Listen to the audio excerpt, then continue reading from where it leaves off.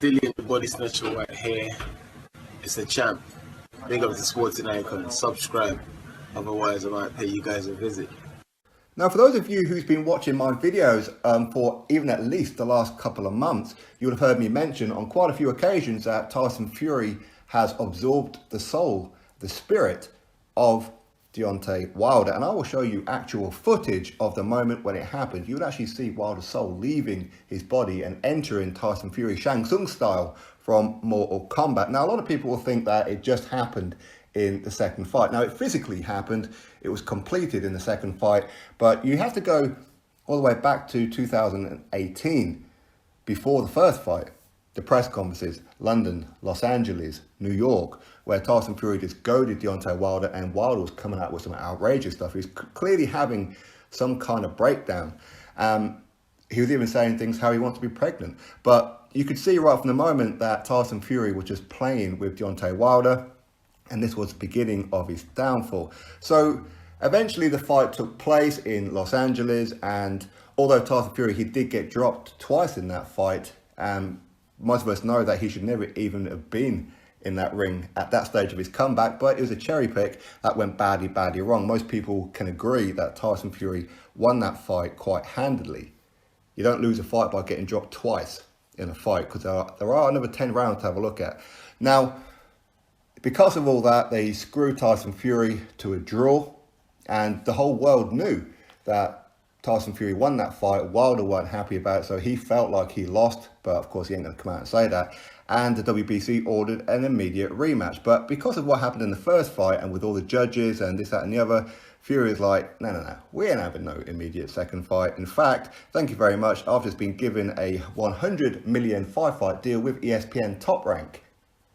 Thank you very much. I don't need you, Wilder.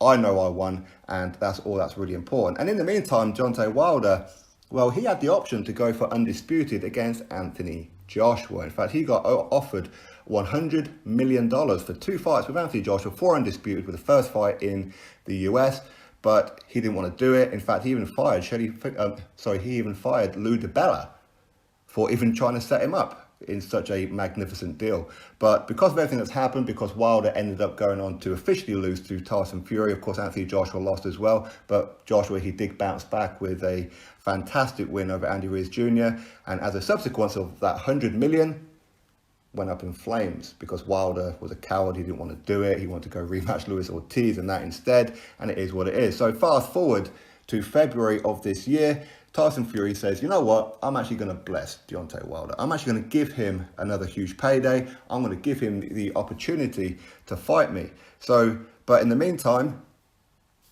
he ended up fighting Tom Schwartz and Otto Wallin. Of course, he did go life and death with Otto Wallin, but it is what it is. He got the win, done what he had to do. So February comes around and he decides to take on Deontay Wilder. Of course, Deontay Wilder, he comes to the ring in that suit of his, which is a fantastic looking suit. I like it. I know a lot of people don't, but I do. But that will later come in as an excuse as to why what happened in that fight happened. So the Ring Magazine, the Lineal, and of course the WBC World Heavyweight Title was on the line. And as soon as the opening bell went, Tyson Fury done exactly what he said he was going to do, which is put it on Wilder, and Wilder will not be able to cope. And that's exactly what happened. You could see the fear in Deontay Wilder's eyes. He wanted out of there. You could see that he just wasn't going to win that fight, and Fury was not relenting on him. He would bounce him up and down the canvas on several occasions, but the referee allowed Wilder to not be counted on a couple of them. The rope saved him on one occasion, but officially it was done twice, and Wilder was just all over the place. And eventually Tyson Fury, he got Wilder exactly where it is that he wanted him and was looking to finish him off. You could see Wilder had enough. He had quit in his eyes, and Fury could sense that, and he finally found his range. At this point in round number 7, Fury is just managing to get warmed up, and Wilder's already halfway out the door. And in fact, Fury, he's sensing it, he's going for it, he's just about to put in the final 6-foot-inch nail, as Deontay Wilder would say, and Mark Breland decided to throw in the towel to stop the inevitable happening of Tyson Fury taking his soul. But Tyson Fury ignored it and ended up taking his soul anyway. And as you can see, the physical evidence right there of Deontay Wilder's soul leaving his body and entering into Tyson Fury. And it was a brutal stoppage. It was pretty much a fatality, because the world feels that Deontay Wilder, because his team threw in the towel, they quit. So it was a brutal fatality. As you saw the evidence right there, you could see his soul entering, and that dodgy graphic right there of Tyson Fury holding the head of Deontay Wilder's soul. So Tyson Fury is the WBC lineal and of course Ring Magazine Heavyweight World Title. And as a follow-on from that, a lot of his Wilder fans had to go all the way back to the first fight to try and look for excuses. Some of them even went back to the UCAS situation in 2015 and 16. But even going back to the first fight, they were looking at excuses because the graphics were that bad that they were actually seeing floppy gloves, which just wasn't true. There's nothing wrong with the gloves, but they were reaching as much as they can, but there's nothing in the world they can do about it.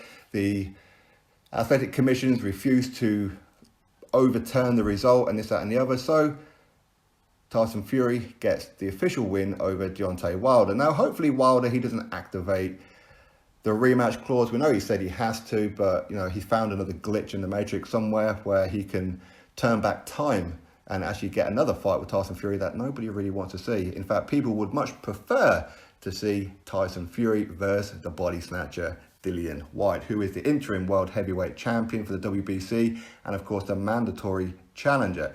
Now, if that fight was to take place, there's no guarantees that Fury's going to win that one, and Dillian Whyte will be his toughest fight to date.